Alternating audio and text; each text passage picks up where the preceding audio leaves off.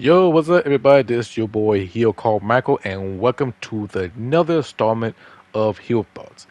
And the topic I'm going to talk about is the MVP MMA show that took place on Netflix last weekend.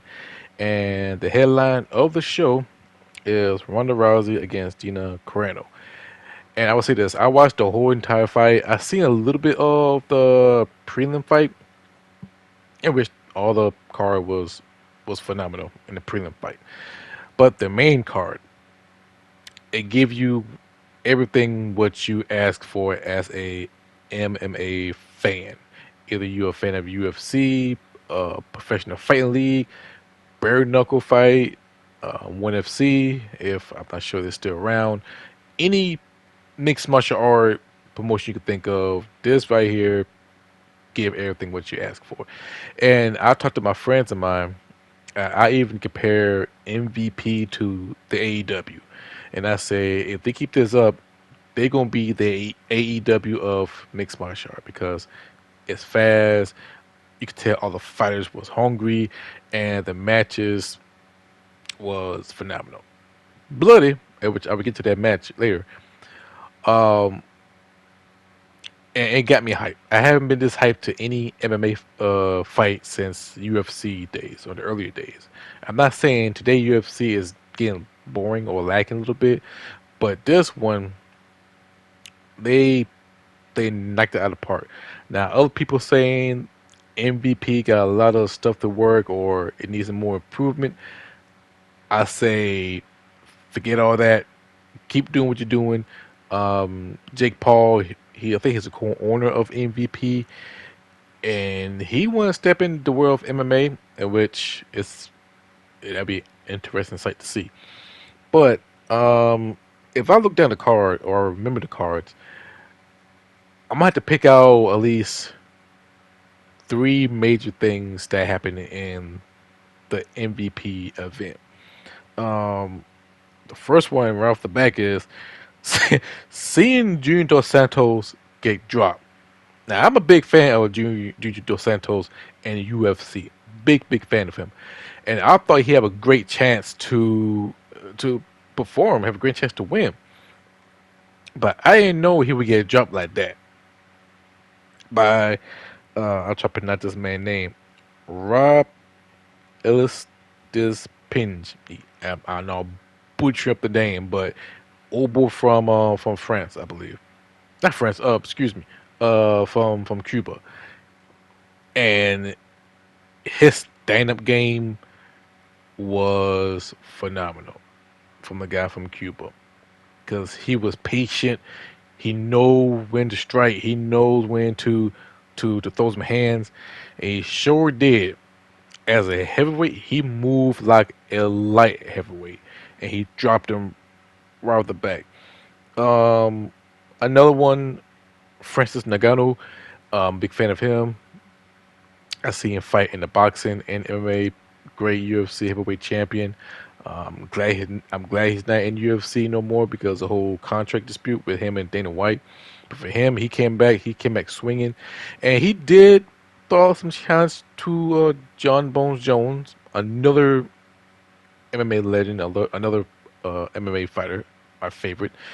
And he said some things is very interesting coming from John Jones. He talked about the contract and he might want to step back in the ring. That means he want to come back. Even though he did retire, he retired on top as a UFC heavyweight champion. In my humble opinion, I feel like he can still go, but him against Francis Ngannou, that will be a war. That will be a fight like that between him and John Jones and Francis.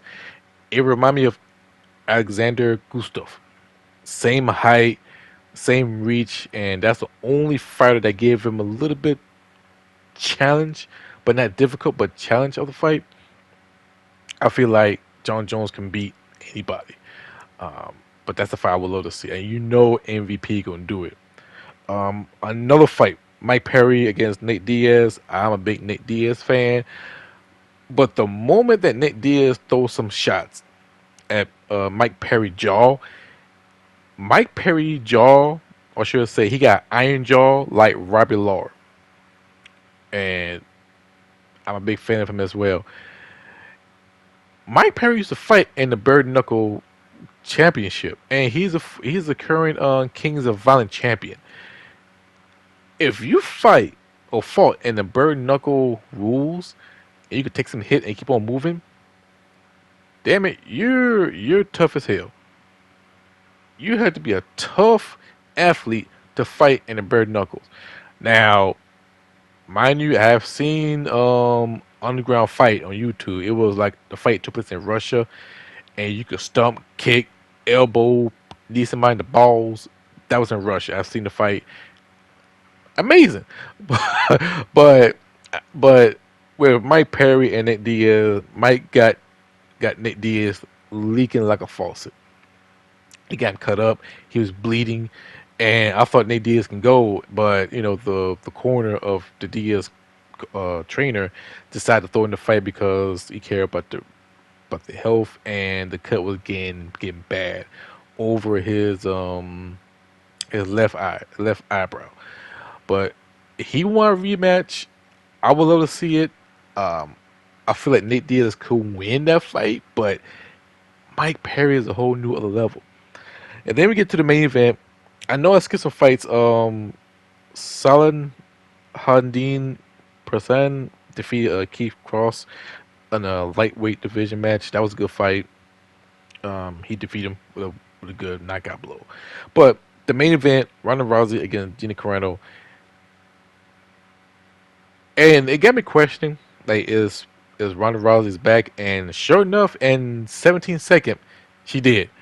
Take him down to the ground, and the moment Ronda Rousey got him in the armbar position and Gary crank it back, yeah, it's over, and it was done for. But she looked great, and she gonna retire officially, and she want to focus to become a mother. Now, there's two things, no, three things I'm very curious about.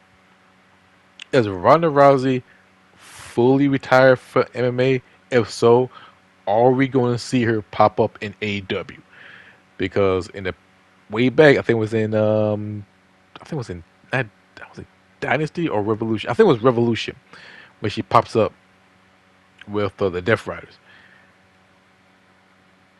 Is she gonna pop up again in AEW and Double or Nothing so she compete in her part time? And another part is fans complain about the match was too short, and third, still people complain about the match was too short. If you're a fan of MMA, anything can happen either first round or the last round in any minute. I would tell them shut up and enjoy the damn fight. For me personally, I enjoyed the fight. The fight was awesome. I love the whole entire show, and yeah. But that's my thoughts about the whole fight. I hope you guys enjoy the show. Hope you guys enjoy the video. Don't forget to like, share, comment, and support the show. See you later.